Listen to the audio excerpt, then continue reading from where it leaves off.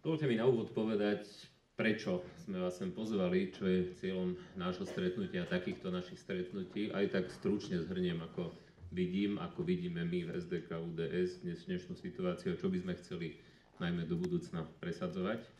To, čo potrebujeme nielen my, ale potrebujú všetky krajiny, sú zodpovedné vlády, ktoré nebudú míňať viac, ako vytvoríme, ktoré budú zlepšovať podmienky na to, aby pribúdalo roboty, aby sme mali zdravú ekonomiku, aby ekonomika rástla, aby sme mali lepšie prostredie aj pre investície investorov, aby bola vymožiteľnosť práva, aby sa práva a spravodlivosti domohol každý.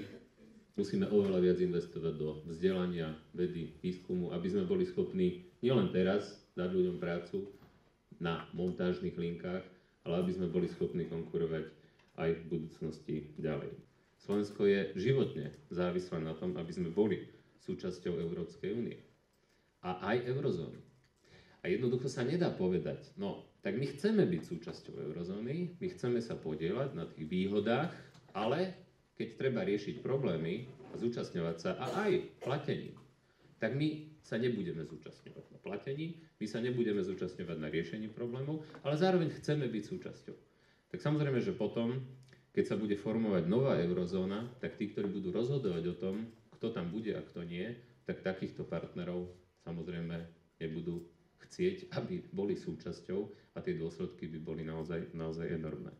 Ja by som sa vás pýtal v oblasti školstva ohľadom asistentov učiteľov, nakoľko všetci dobre vieme, že v školách máme žiakov aj integrovaných a v špeciálnych triedách a požiadavky na asistentov učiteľa sú niekoľkonásobne vyššie, ako je možnosť financovania. Chcela by som vedieť váš názor, či tzv. Absolútna voľnosť pri tvorbe školského vzdelávacieho programu, počiarkujem na základnej škole, má svoje opodstatnenie a prinesie skvalitnenie výchovno-vzdelávacieho procesu. Ďakujem. Podporné služby aj asistentské služby, tak ako sme začali tú intenzitu posilňovania a financovania, myslím, že o 2 milióny eur sme zvýšili dokonca medziročné peniaze z krajských školských úradov, by vám to presne povedali. Medziročne sme zvýšili objem peňazí práve na podporné asistentské služby pre učiteľov. Nepôjde škola dopredu, nebudeme negatívne hovoriť o autonómii jej, keď bude dobrá spolupráca s riaďovateľom v školách.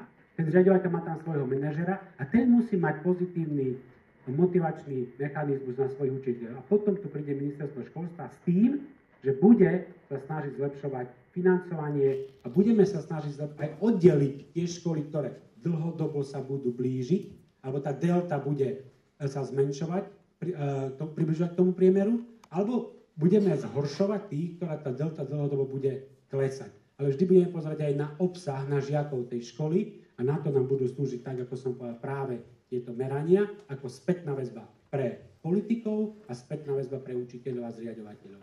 Stali okolo, že počkajte, naraz to nejde, ale postupne sa to upraví. No, chvála Bohu, čakám 5 rokov a zatiaľ sa nič nestalo. A viete, je to ťažká situácia, keď sa dívam na ľudí, ktorí mali o 4 000 menší plat než ja. A ja mám o 4 000 nižší dôchodok.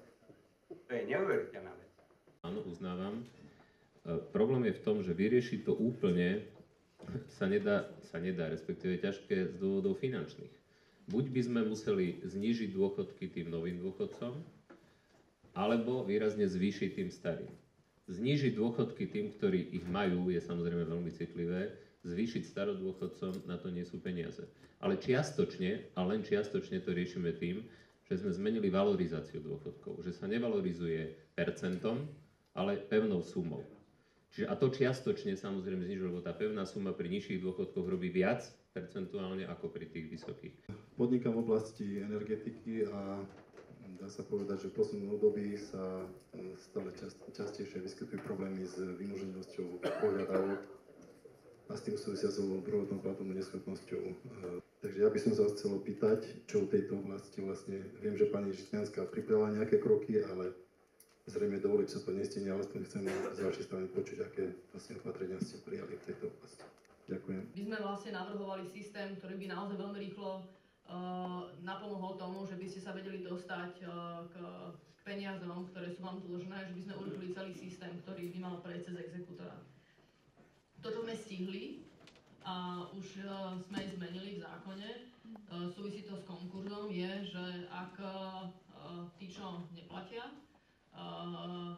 sa nechajú zbankrotovať a sami sa nedostanú do konkurzu skôr, aby zachránili a zaplatili tie dlžoby, ktoré majú byť, tak sme zaviedli zodpovednosť ako štatutárov, to znamená podnikateľov, tých, čo vedú tieto podniky. Od 1. januára budete už teraz mať možnosť vidieť všetky rozhodnutia, v ktorých sa rozhodne aj v iných veciach podobných. Takže ak vás niečo zaujíma, budete si môcť pozrieť, či už sa v také veci rozhodlo, ako súdy rozhodujú. A budete môcť o tom diskutovať alebo kritizovať a tomu sme vytvorili priestor. Takže to je možno v krátkosti. Ďakujem. My sme vyberali za opakovanie, keď napríklad... Finančne by to nebol problém, že idú povedzme do toho zákonu. Ja potrebujem mať výstup najprv od Centra právnej pomoci, že toto